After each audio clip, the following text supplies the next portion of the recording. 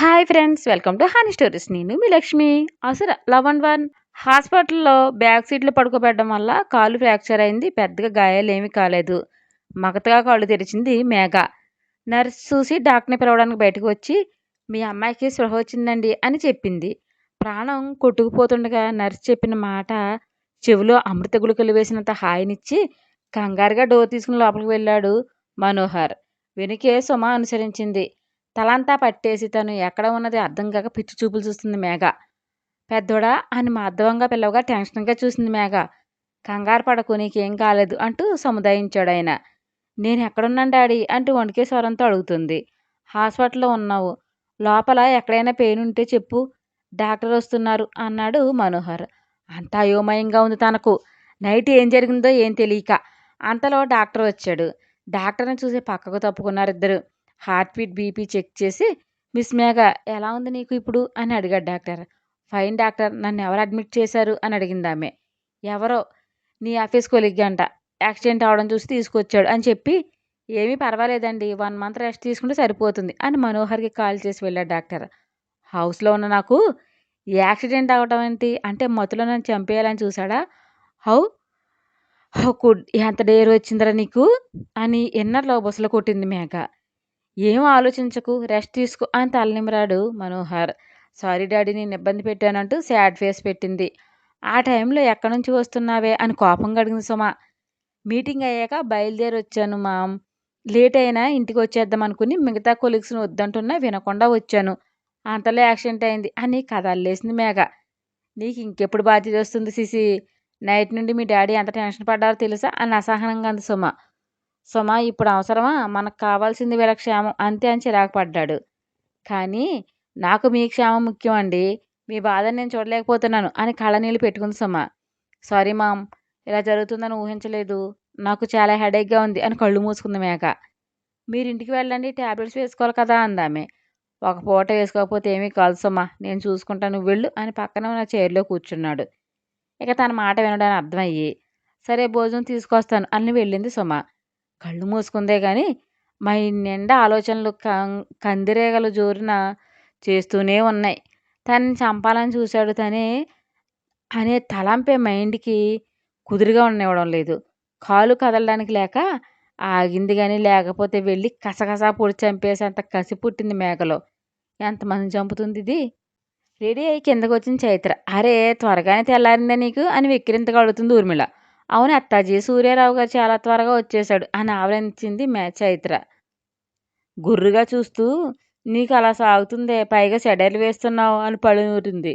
Aunty మీరంటే అసలు లెక్కలేదు, ఈ అల్జిత్ ఇంకో 2 తిట్టండి అని నవ్వింది రోషిని. డాక్టర్ అక్క, తమరు చెప్పకపోయినా ఇవిడి గారు చేసేది అదే అని మూతి తిప్పింది చైత్ర. ఈ దిక్కుమాలిన మీసం పెట్టి మూతి తిప్పక, చూడడానికి డోకొస్తుంది అని కసిరింది. అయితే చూడకండి, నేను బ్రతిమలాడానా ఏంటి? నా మూతి నా ఇష్టం, ఎలా అయినా తిప్పుతా అని 30 వంకలు తిప్పి ఉడికించింది. పక్కున్నవి, ఓ గాడ్ నువ్వు భలే తుంటరివే అని భుజం మీద కొట్టింది రోషిని. తుంటరి కాదు, వంకరా. నీ పని ఇప్పుడు కాదే, ఈ డ్రెస్ పోయి సారీ వేస్తుంది చూడు, అప్పుడు చెబుతా అని కన్నింగా నవ్వింది ఊర్మిళ.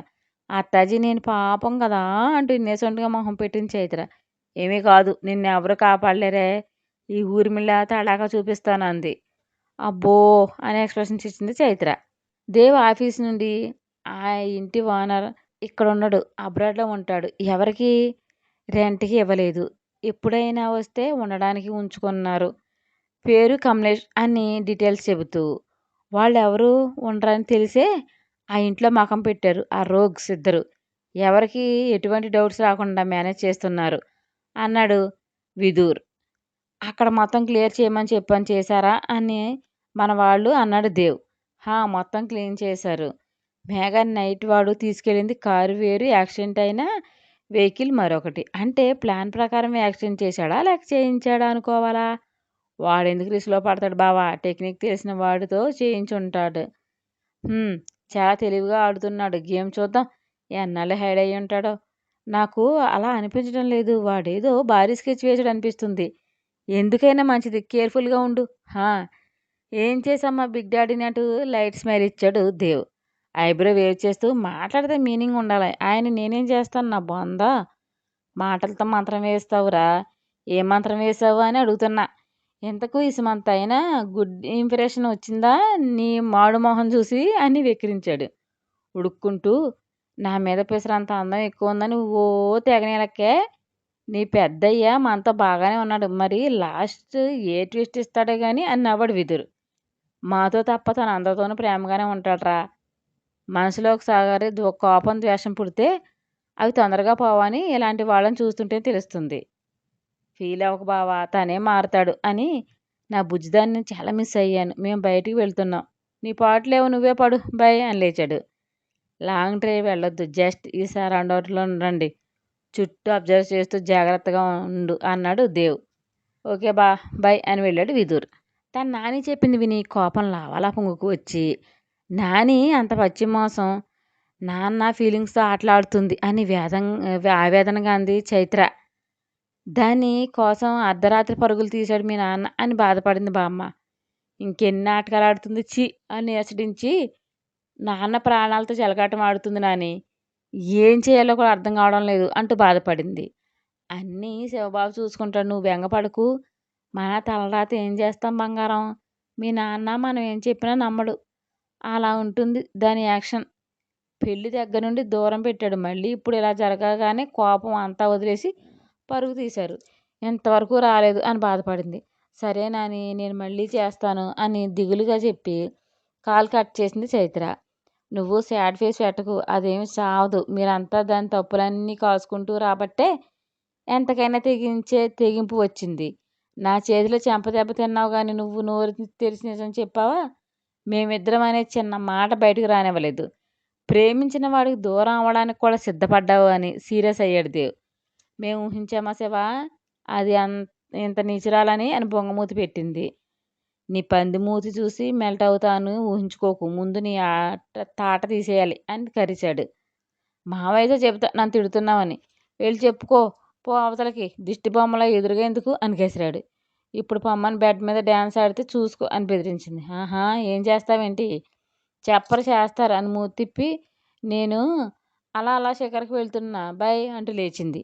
ఈ అవతారంలో వెళ్తే ఏ పాకిస్తానీ వాడు అని పోలీసులు మూసేస్తారు. అసలే ఈ లంగోటాల మీద గట్టిగానే ఫోకస్ పెట్టారు అని ఉడికించాడు. తీసుకెళ్తే నువ్వు నా బావ అని చెబుతా, పాకిస్తాన్ నుండి నీకోసం వచ్చాను చెబుతా, తేట తీరుతుంది అని కొక్కిరించింది. మాటలు బాగా నేర్చావే జంక అని నవ్వి, రెస్ట్ తీసుకో, వర్క్ ఎలానో చేయవు అన్నాడు. నువ్వు రా, ఇద్దరం బజ్జుందాం అని ఒళ్ళు విరిచింది. నువ్వు వెళ్ళవే తల్లి, ఉన్న మూడు కూడా ఖరాబ్ చేయకు.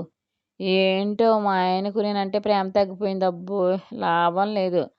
అర్జెంటుగా వశీకరణ విద్య నేర్చుకుని ఆ అమ్మకి కొడుకు చేసేసి నా చుట్టూ పప్పిలా తెప్పించుకోవాలి. అప్పుడు కానీ నా ఈగో సాటిస్ఫై అవ్వదు.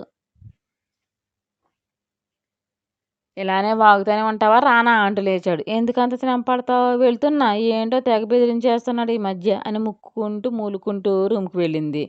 రాక్షసి వేషాలు నేర్చింది అని ముద్దుగా సతాయిస్తూ వర్క్లో పడ్డాడు దేవ్. జాను చేతులు పట్టుకుని నిమురుతూ చాలా మిస్ అయ్యానే అంటూ ముద్దు పెట్టాడు. భుజం మీద తలవాల్చి కళ్ళు మూసుకుంది జాను. ఏంటి డల్గా ఉన్నావు, మీ ఫాదర్ కోసం బెంగ? డాడీని మోసం చేయడం నాకు నచ్చలేదు విధు. ఇందులో మోసం ఏముందే, నాకు వర్క్ గురించి వెళ్ళా, ఎక్కడైనా స్టే చేయాల్సిందే కదా. అదేదో మీ డాడీ దగ్గరలో ఉంటే రెండూ కలిసి వస్తాయని బావ అంటంతా నిజమే అనిపించింది. ఇందులో మోసం ఏముంది చెప్పు. నీ గురించి చెప్తే బెటర్ అనుకుంటున్నారా? చెబుదాం, తొందర ఏముంది చెప్పు. చుట్టూ సమస్యలే, కొంచెం ఉప్పు తీసుకునేవు బావని కూడా. ఏంటో అన్నయ్యని చూస్తుంటే మనసంతా కలిసి వేస్తుంది. చిన్నమామకు తెలిసి ఒప్పుకున్న వాళ్ళిద్దరూ సంతోషంగా ఉండడానికే లేదు. బంగారం, ఇది మన పర్సనల్ స్పేస్ రా అని బెక్కమొహం పెట్టాడు. నువ్వు సెల్ఫిష్లా మారుతున్నావా అని గుర్రుగా చూసింది. నీ విషయంలో మాత్రం చాలా సెల్ఫిష్నే అయినో బంగారం అని నవ్వాడు. పోరా ఈడియట్ అని మరింత దగ్గరకు జరిగింది. ఒక ముద్దు ఇవ్వచ్చు కదే, మిస్ అయిన ఫీలింగ్ అంతా పోయేలా అంటూ రాగాలు తీశాడు. చిరుకోపంగా చూసింది. నేను పాపం కదా అంటూ తిండికాడు. నైట్కి ఇస్తా, ఇప్పుడు కాదు. ఏ రోగం, నైట్ కూడా తీసుకుంటా, మనకేం ముద్దులకు రేషన్ పెట్టలేదు అని ఉడుక్కున్నాడు విదురు. ఎలాగే డ్రామాలాడు, నేను పోతున్నా అంటూ లేచింది. ఆగవే అమ్మోరు, కొంచెం కూడా కనికరం లేదు అని పళ్ళు నూరాడు. నైట్ సర్ప్రైజ్ అని కన్నుగిట్టి కాఫీ కలుపుతూ ఉండు అని బయటకు వచ్చింది జాను. ఏంటే సర్ప్రైజ్ అంటూ వెనక్కి వచ్చాడు. పాలు ప్యాకెట్ కట్ చేసి గిన్నెలో పోస్తూ ఏ స్కూల్ బాబు నీది అని వెక్కిరించింది. బ్యాగ్ నుంచి వాటేసుకుని జానమ్మ స్కూల్ అంటూ మెడ మీద ముద్దు పెట్టి ఏ అంటూ హస్కీ వాయిస్‌తో పిలిచాడు. తల వెనక తిప్పి అందంగా నవ్వింది. పిచ్చి లేపుతున్నావే అంటూ తమకంగా పెదవులతో తడుముతూ చిరుముద్దులు పెడుతూ ఊరించాడు. కిచెన్‌లో సరసాలాడితే వాతలు పడతాయి చూసుకో అని నవ్వింది. ఏమిచ్చినా పర్వాలేదు నాకు ఇష్టమే అంటూ ముద్దులు పెడుతుండగా ఏదో నీడ పడినట్టు అనిపించి అలర్ట్ అయ్యాడు విదురు. ఎవరో తనను వాచ్ చేస్తున్నట్లు అనిపించి గ్యాస్ ఆపి గబాలను జాను బయటకు లాక్కొచ్చి నువ్వు రూమ్కి వెళ్ళవే అంటూ బయటకు పరుగు తీశాడు విదురు. అప్పటికే ఒకడు పరుగు తీస్తూ కాంపౌండ్ వాళ్ళు ఎక్కి జంప్ చేయడానికి సిద్ధంగా ఉన్నాడు. ఇంకేం ఆలోచించకుండా గన్ తీసి షూట్ చేశాడు విదురు. వాడు పైకి ఎక్కి జంప్ చేసేలోపే బుల్లెట్ వెళ్ళి వాడి కాల్లో దిగిపోయింది. వాడు అటువైపుకి పడిపోయాడు. విదురు రివ్వున బాణంలా దూసుకొచ్చి క్యాచ్ హిమ్ బాస్టర్డ్ని అంటూ వాచ్మెన్ చూసి అరిచాడు. వాచ్మెన్ మాట అందుకుని బయటకు తీశాడు. బయట రెడీగా ఉన్న బైకిస్ట్ వీడు జంప్ చేయగానే దగ్గరికి వెళ్ళి త్వరగా ఎక్కువ అంటూ తొందర చేశాడు. బుల్లెట్ గాయమై బ్లడ్ కారిపోతున్న కేర్ చేయకుండా బైక్ ఎక్కాడు వాడు. విదురు చేతికి చిక్కితే పనిష్మెంట్ ఏ లెవెల్లో ఉంటుందో తెలుసు కాబట్టి ఆ గాయం బాధించలేదు వాడిని. వెంటనే బైక్ ముందుకు పరుగులు తీయించి వాచ్మెన్ విదురు వచ్చేసరికి బైకు స్ట్రీట్ దాటేసింది. అది చూసి ఛా అంటూ కాలు నేలకేసి కొడుతూ కోపంగా వాచ్మెన్ చూసి వాడంత దర్జాగా లోపలికి వస్తుంటే నువ్వెక్కడ చచ్చావు నాకు ఇన్ఫామ్ చేయాలని తెలీదా అంట అరిచాడు. అతను భయంగా చూస్తూ నేను ఇక్కడే ఉన్నాను సార్ గేట్లో నుండి రాలేదన్నాడు. ఏడవలేకపోయావు అని విసుగు ప్రదర్శిస్తూ లోపలికి వెళ్ళాడు విదురు. కంగారుగా బయటకు వచ్చింది జాను. పద ఎస్కేప్ అయ్యాడు బాస్టర్డ్ అని కోపంగా అన్నాడు. ఏం చేద్దామని వచ్చాడో చూద్దాం పద అంటూ ఇటు సైడ్కి వచ్చింది జాను. వాడు ఏమీ చేయడానికి రాలేదు. మన ఇద్దరి పర్సనల్ ఫిక్స్ తీయడానికి వచ్చి ఉండాలి. మేబీ జయంత్ మనిషి అయి ఉంటాడు. వాడు ఇంక మారడు. పగ అంటూ కొట్టుకుపోతున్నాడు. ఏం సాధిద్దామని అంటూ చిరాకు పడితే జాను భుజం చుట్టూ చేతులు వేసి లోపలికి తీసుకెళ్ళి సోఫాలో కూర్చొని ఆమె ఒడిలో కూర్చోబెట్టుకుని మనిషి మెంటాలిటీ నీకు పూర్తిగా తెలియలేదు జానమ్మ. మనసు దేనినైతే వ్యతిరేకిస్తుందో దానికి మైండ్ సపోర్ట్ చేస్తుంది. వాడు చేసే తప్పని మనసుకు తెలుసు. అయినా మైండ్లో బ్లైండ్గా ఫిక్స్ అయ్యాక చేయకుండా ఉండలేడు. అనుక్షణం అదే తలంపు వచ్చి బ్రెయిన్ కుదురుగా ఉండనివ్వదు. ఎగ్జాంపుల్ ఎన్నో కఠినమైన చట్టాలు వచ్చినా చంటి బిడ్డల మీద జరిగే అకృత్యాలు జరుగుతున్నాయా? ఆడపిల్లల్ని హెరాస్ చేయడం మానుతున్నారా?